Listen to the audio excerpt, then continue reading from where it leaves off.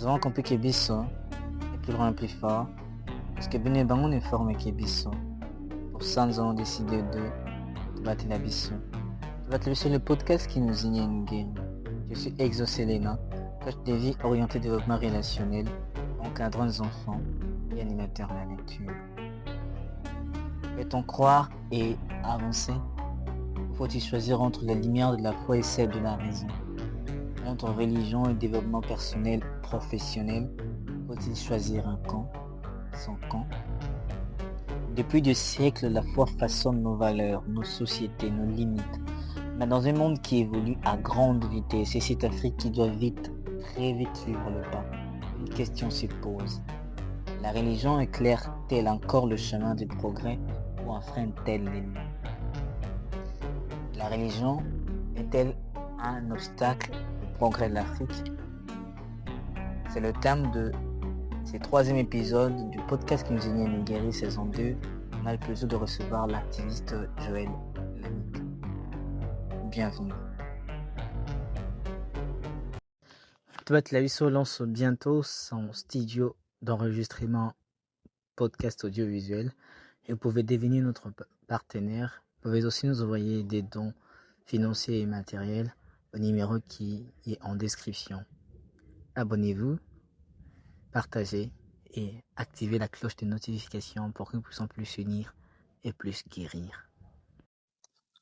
Bonjour Monsieur Joël Lamika. Bonjour mon cher ami. C'est un réel plaisir de recevoir dans Tobat Lavisso. Comment définissez-vous d'abord la religion?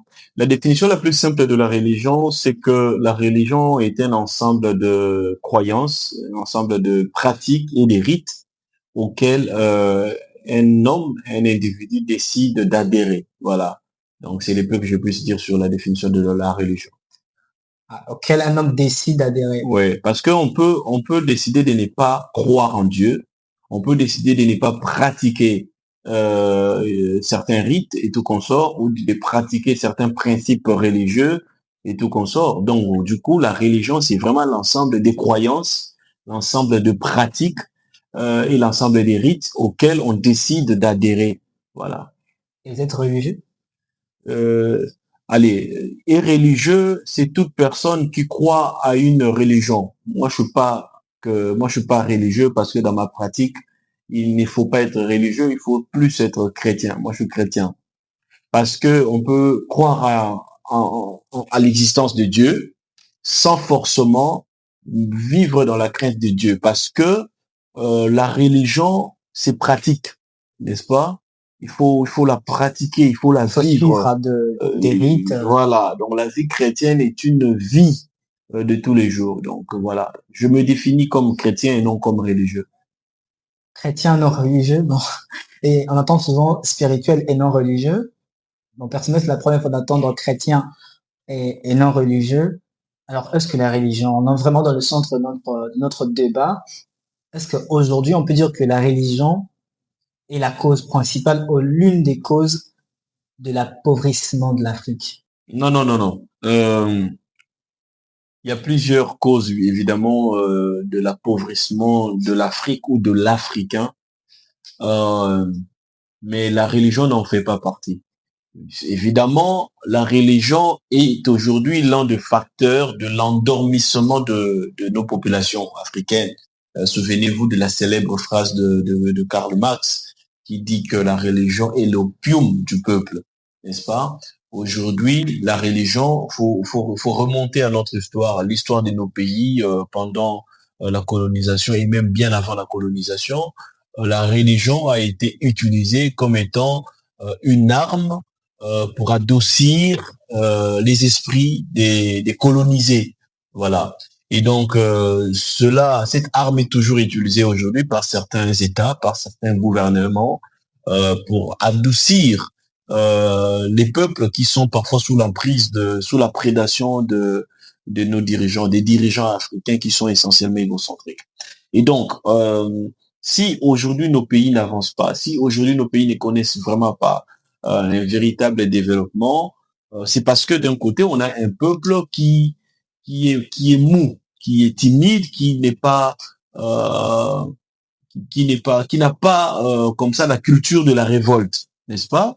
Et cette culture ne peut pas se construire simultanément avec les pratiques religieuses. Parce que les pratiques religieuses nous font croire que d'abord, c'est Dieu qui contrôle tout. Même si vous manquez de l'eau aujourd'hui, même si tu n'as pas de travail aujourd'hui, tu finiras par en avoir demain parce que le travail, c'est Dieu qui donne, parce que tout, c'est Dieu qui donne. C'est Dieu qui donne tout. Et donc, on essaye, dans une certaine manière, de détacher l'État, n'est-ce pas, de sa responsabilité première, qui est évidemment de créer un espace social vivable pour tout le monde. L'État a la responsabilité de créer de l'emploi. L'État a la responsabilité de nous donner de l'eau. Mais c'est là, ce n'est pas ce que le pasteur te dira à l'église. Le pasteur te dira évidemment que c'est Dieu qui donne tout.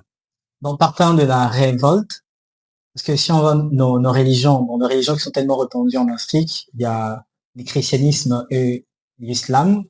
Si on voit le pays musulman, il y a plein de révoltes, il y a plein de manifestations, plein de mouvements, il y a plein de choses qui se passent. Est-ce que le problème, c'est la religion qui n'est pas adaptée à nous, Africains, ou soit la manière dont cette religion est enseignée à nous? Là, c'est nous-mêmes le problème.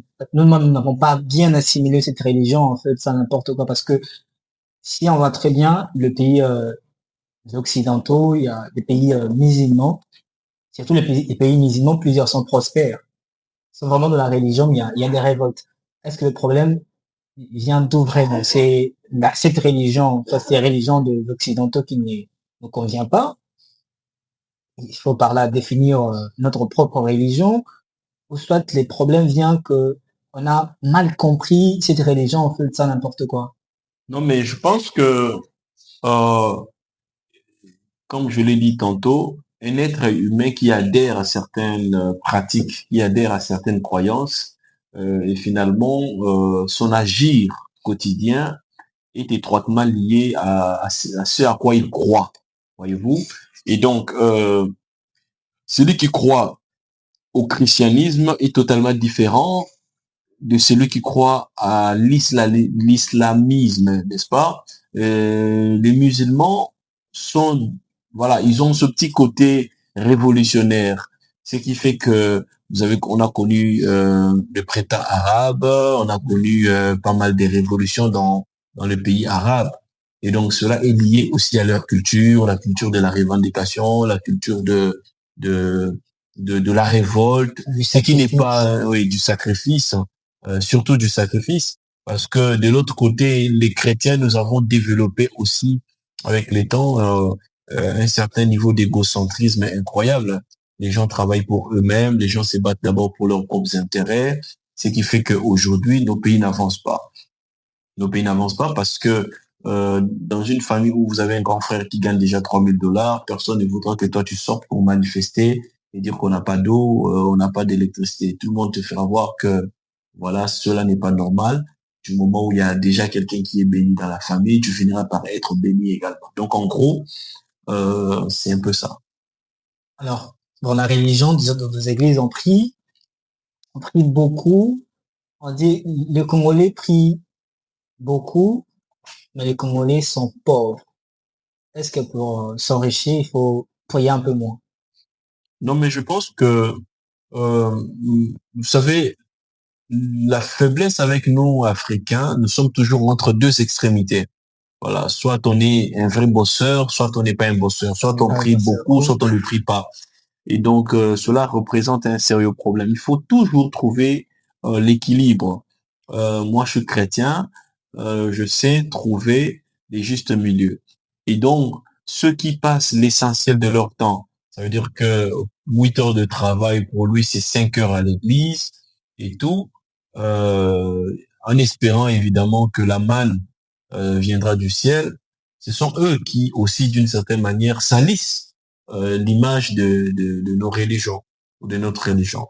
De l'autre côté, c'est aussi le manque de la régulation de ces secteurs, les secteurs religieux. Lorsque vous avez un pasteur qui organise 35 jours de prière du matin au soir et que cette église regorge plus de 6 000 membres, ça veut dire que ce sont à la limite 6 000 personnes qui vont pas aller travailler et produire.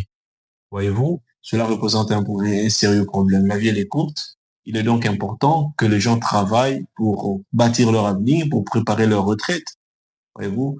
Et donc, c'est un peu ça. En partant de tout ce que vous venez de te dire, alors quelle est selon vous la religion idéale, soit on ne dira pas la religion idéale, le pratique religieuse idéale, soit la manière idéale de fonctionner des églises pour un Congo prospère. Déjà, il n'existe pas de religion idéale, il n'existe pas non plus de pratique idéale, mais par contre, il faut essentiellement s'appuyer sur la Bible. La Bible, elle est claire. Sur le travail, n'est-ce pas? L'homme mangera à la sueur de son front. La Bible insiste encore que celui qui n'a pas travaillé ne mange pas non plus. Voilà. Donc, la Bible en soi met un accent très particulier sur le travail, sur la production. Il est important de produire, il est important d'être indépendant. Et donc, respecter ne serait-ce que la Bible, c'est aller à l'église après avoir travaillé. Parce qu'en réalité, voyez-vous, vous pouvez prier au boulot. Vous pouvez prier dans votre voiture. Vous pouvez prier partout parce que Dieu, il est partout. Mais vous ne pouvez pas travailler partout. Le bureau, il a besoin de vous. Eh bien, vous devez aller au bureau. Eh bien, vous allez prier et rendre grâce à Dieu au bureau, tout comme après les bureaux. Voilà. Notre Père Céleste, il est tellement clément envers nous qu'il ne va pas tenir rigueur à quelqu'un parce qu'il n'est pas allé au culte et qu'il a prié à la maison. Donc voilà. Donc, c'est-à-dire le pasteur a un rôle très important à jouer dans leurs enseignements pour faire comprendre qu'on peut travailler et prier en même temps, juste créer vraiment de l'équilibre. Alors, on entend ça souvent, c'est toute l'église catholique, la Cinco, même les églises des réveils. Dans les affaires politiques, l'église cherche toujours à avoir un mot à dire. Pensez-vous que c'est correct? Écoute, faut comprendre. Moi, j'ai fait les sciences sociales et je sais que une société est un système. Et ce système regorge les sous-systèmes. Les sous-systèmes d'une société, c'est quoi? C'est essentiellement la famille, l'école, les églises font partie justement de ces sous-systèmes qui animent une société de façon générale. Et donc, une église, surtout une église comme l'église catholique, est une très grande communauté. Et donc, en ce qui concerne la vie de la société, notre vie collective dans la société, eux, en étant donc le représentant d'une grande communauté regorgeant des milliers de personnes, eh bien, ils ont le droit. Ils ont le droit d'émettre un avis, ils ont le droit d'émettre une opinion sur la gouvernance de la République. Voilà. Donc par là, partant de la vie, parce qu'il y a un temps d'évolution, il y a un moment, il y avait l'Église qui était associée à l'État. L'Église et l'État, c'est la même chose. Mais après, il y a séparation d'Église et de l'État. Pensez-vous vraiment que l'Église, c'est mieux que l'Église soit associée à l'État? Parce qu'il y a même des pays qui ont une seule religion, des pays qui sont seulement islamiques. Et souvent, on voit dans ces pays-là, il y a une seule religion, il y a une même manière de penser. Pensez-vous que c'est une des solutions? Ramener le pays, notre pays, soit le pays africain, à une seule religion et associer la religion à l'Église, à l'État. L'Église à l'État. Pas du tout, parce que d'abord, moi, je crois que notre force aujourd'hui, c'est aussi cette laïcité qui nous caractérise. Donc, on ne peut pas devenir un État soit chrétien, soit mono-religieux. Non, non. Je crois que cette pluralité de croyances ou des religions font partie justement de notre société. Tout ce que je pense, parce qu'aujourd'hui, d'ailleurs, pour commenter, c'est que quand vous regardez notre pays dans toutes les institutions, tout le monde prétend être chrétien, n'est-ce pas?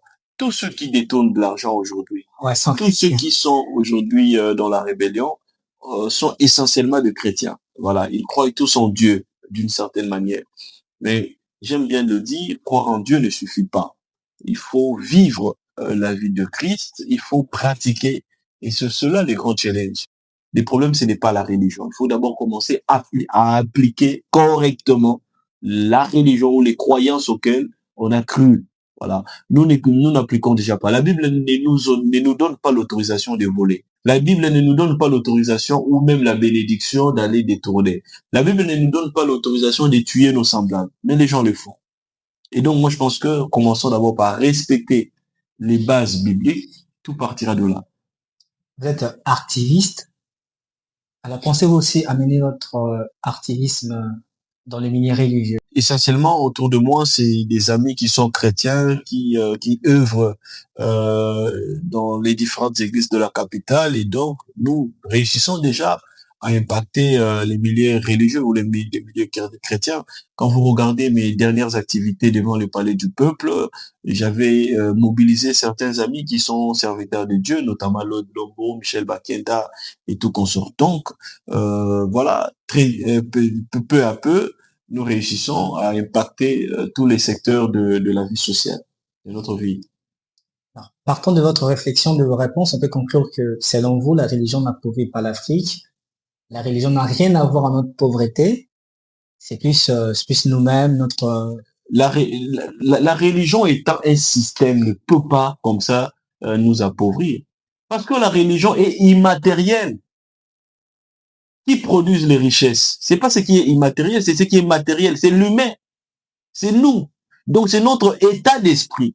C'est vrai que cet état d'esprit a été construit au fur du temps avec justement nos croyances religieuses qui ne favorisent pas un goût acharné au travail.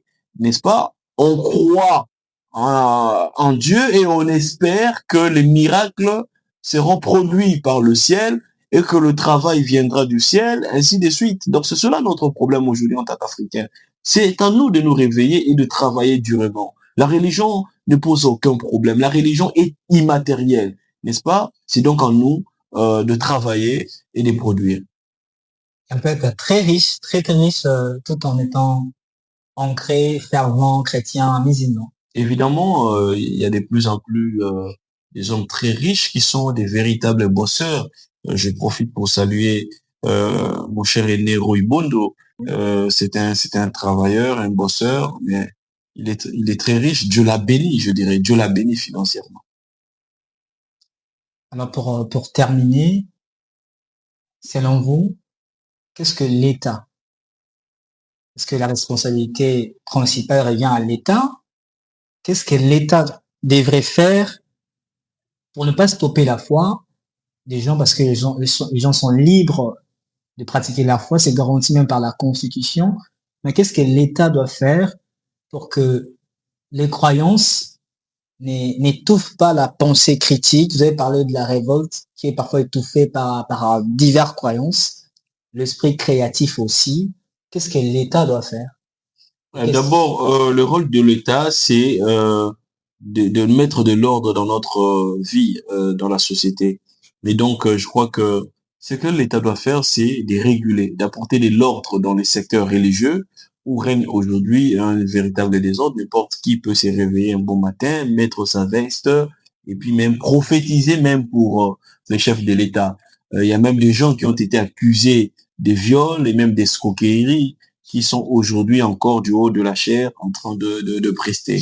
Et donc, je pense sincèrement, il y a lieu de pouvoir réguler ces secteurs-là pour que finalement cela soit bénéfique pour tout le monde. Mais deuxième aspect qui est très important, je pense aussi que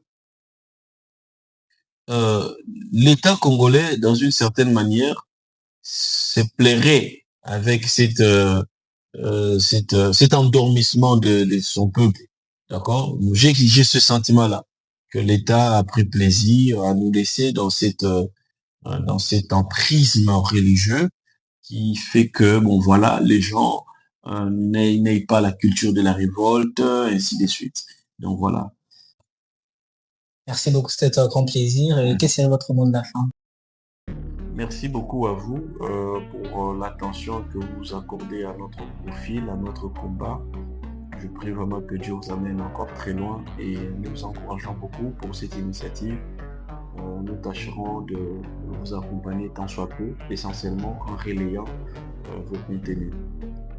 Merci beaucoup. Prier et travailler peuvent marcher ensemble. Évidemment. La religion est un système. La religion ne peut donc pas appauvrir l'Afrique, soit n'importe quel continent. On peut prier être riche, on peut prier être prospère et on peut ne pas prier être riche aussi. Tout dépend du choix, des croyances, des décisions personnelles. Mais prier n'appauvrit personne. Le plus important, c'est de créer un équilibre entre sa foi et sa passion et sa profession. Merci beaucoup de nous avoir suivis. C'était Toba Telabiso, le podcast qui nous unit et nous guérit.